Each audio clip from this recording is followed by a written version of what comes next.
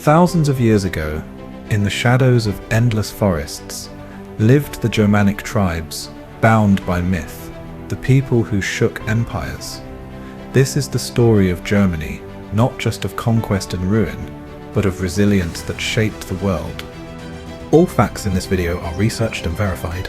The visuals are AI generated, only to help imagine Germany's evolution across eras, where real footage doesn't exist.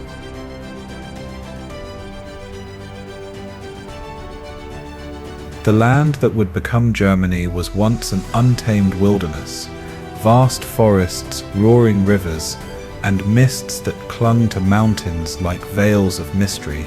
Within these lands lived dozens of tribes, the Cherusci, the Saxons, the Alemanni, the Franks, proud warriors bound by kinship, oath, and myth. Their world was carved by the axe and the spear. Villages clung to clearings in the woods, their wooden halls warmed by firelight and echoed with songs of gods.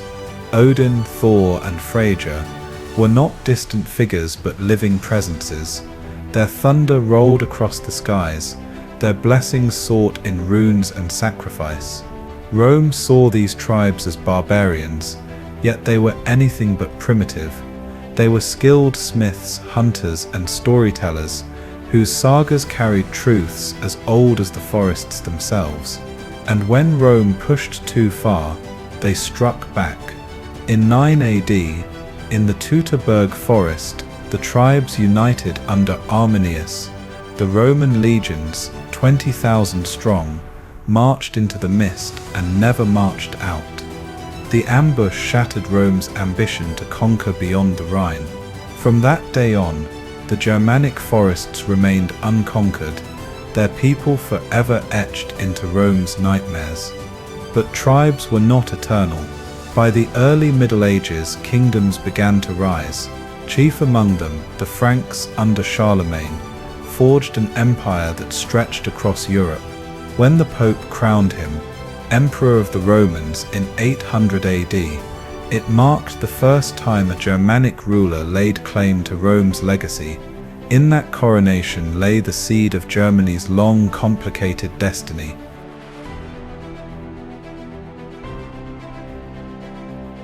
Charlemagne's empire would fracture, but its shadow endured in the Holy Roman Empire, a realm neither truly holy nor Roman nor empire, yet the beating heart of Central Europe.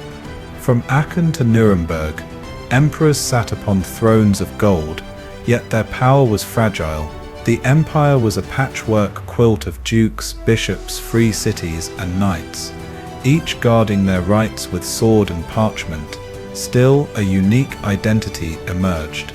Stone castles crowned the hills, their banners fluttering against stormy skies. Cathedrals like Cologne and Spire rose as monuments to both faith and ambition, their spires clawing toward heaven. Markets bustled with trade, spices from Venice, amber from the Baltic, silks from the east. The Hanseatic League turned German cities into maritime powerhouses, ships heavy with salt, grain, and stories. But the empire was restless. Popes and emperors clashed, nobles schemed, and peasants bore the weight of endless taxes and wars. Yet amid the chaos, culture flourished.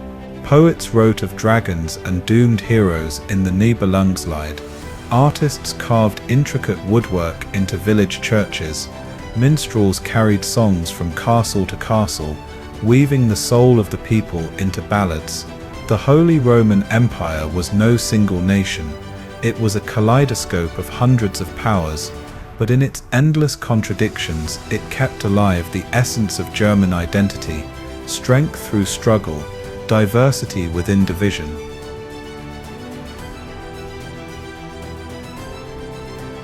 The 16th century dawned with whispers that would shake the very foundation of Europe. In Wittenberg, a monk named Martin Luther nailed his 95 theses to a church door in 1517. With one act of defiance, he lit a fire that would split Christianity in two. The Reformation tore through Germany. Town squares rang with fiery sermons. Villages chose sides, some rallying behind the Pope, others behind Luther's vision of faith freed from corruption. Princes waged wars in the name of belief, while peasants rose in bloody revolt, demanding justice not just in heaven but on earth. The 30 Years' War left the land in ashes. Armies marched back and forth, burning, pillaging, and starving the people. Cities were reduced to rubble, fields to wasteland. Entire regions lost half their population. Yet through devastation, a hard lesson was etched into the German psyche, that faith, freedom, and survival come at immense cost. But darkness gave way to brilliance. German minds shaped the Enlightenment. Kant in Königsberg asked, "What is reason?" Goethe penned works that plumbed the depths of human passion. Bach filled churches with music that seemed to echo heaven itself, while Beethoven's symphonies thundered with both rage and hope. Germany became the laboratory of modern thought, a land where the tragedies of war gave rise to the triumphs of philosophy, science, and art.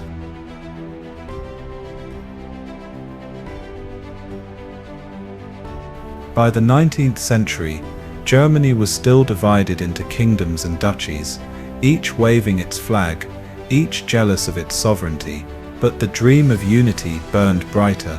At its heart stood Prussia, disciplined, militarized, relentless, and its architect was Otto von Bismarck, the Iron Chancellor, with words as sharp as steel, and wars fought with cold calculation. He bound the German states into one. After victories over Denmark, Austria, and finally France, the dream was realized. In 1871, beneath the glittering mirrors of Versailles, Wilhelm IV was crowned Emperor of a united Germany. For the first time, the puzzle was whole. What followed was explosive growth. Factories roared with machinery. Railroads stitched cities together. German chemistry, engineering, and steel transformed the modern world. Berlin became a capital of power, intellect, and ambition. But unification also carried a shadow. Germany, now a rising giant, stood toe-to-toe with Britain, France, and Russia. Pride became rivalry. Rivalry became arms races, and soon the thunder of progress would be drowned by the thunder of guns.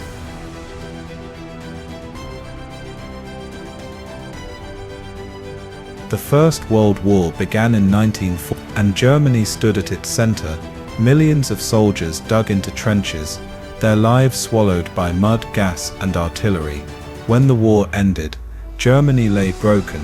Its empire collapsed, its people starved, and the Treaty of Versailles blamed them for everything.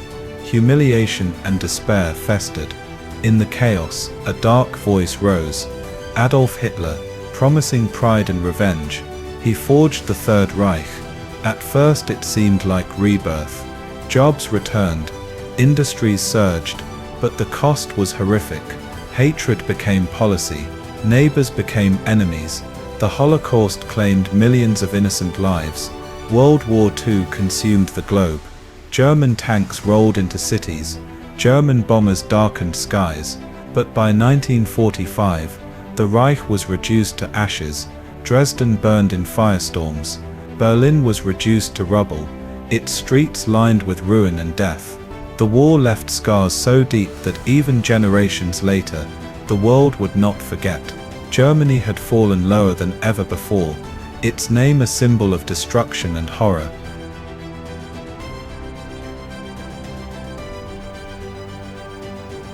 After defeat came division. The victors split Germany into East and West. In the West, democracy took root. With help from the Marshall Plan, cities rose again from rubble. Volkswagen Beetles buzzed through the streets. Factories hummed with production, and a new identity took shape, one of freedom, prosperity, and cultural pride. In the East, behind the Iron Curtain, life grew grey under Soviet rule. Surveillance was constant, freedoms crushed, and the Berlin Wall, erected in 1961, split families, friends, and lives in two. One side glittered with neon lights, the other stood silent under barbed wire. Yet hope never died. In churches, whispers of protest began. In streets, small acts of defiance grew into movements. And then in 1989, history turned. Crowds gathered at the wall, chiseling at its concrete, hammering through decades of fear. Tears of joy mingled with dust as Berliners embraced across the ruins of division. The world watched as the impossible became reality. Germany was whole again.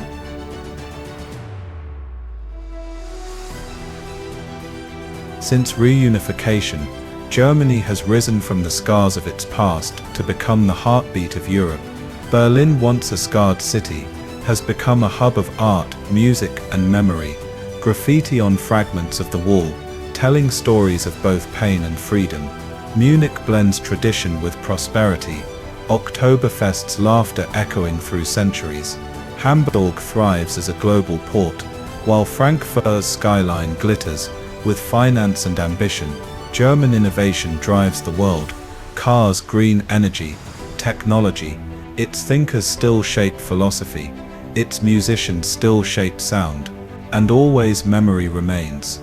Memorials stand as reminders of the cost of division, of war, of hate.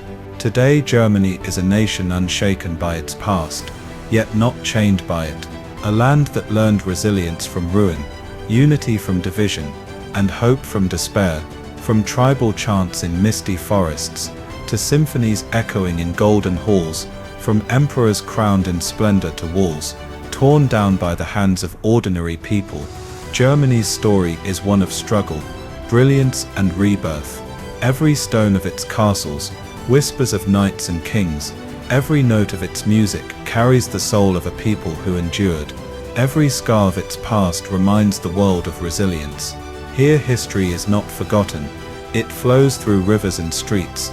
It echoes in cathedrals and concert halls. It lingers in ruins and in dreams. Germany today is bold, creative, and unshakably human. A land where thunder once roared in forests, and where now the heartbeat of Europe pulses into the future.